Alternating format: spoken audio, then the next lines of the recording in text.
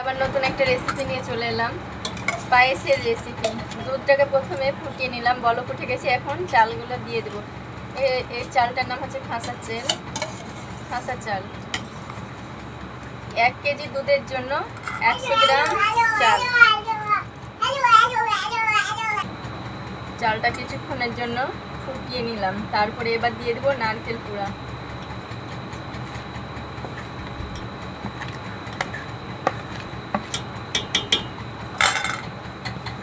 দারুণ টেস্টি করে আজকের পায়েসটা বানাচ্ছি, অবশ্যই দেখিয়েন পুরো ভিডিওটা, আশা করি ভালো লাগবে আপনাদের।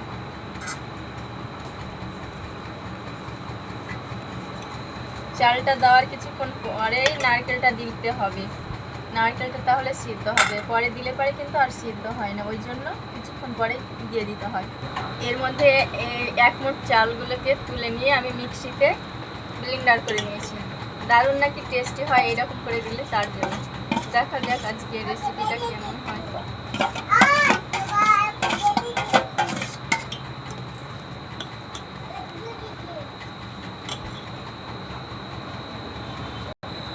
এবার এই দেখুন কত সুন্দরভাবে হয়ে গেছে। এখন কনডেন্স মিল্কটা দিয়ে দিচ্ছি।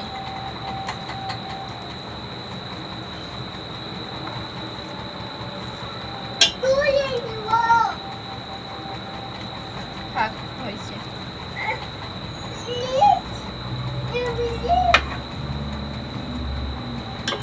এবার ওপর থেকে কাজুগুলোকে ছিটিয়ে দেবো।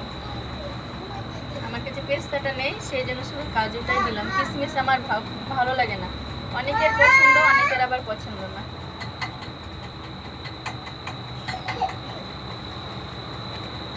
দেখুন কত সুন্দর হয়েছে, মাশাআল্লাহ।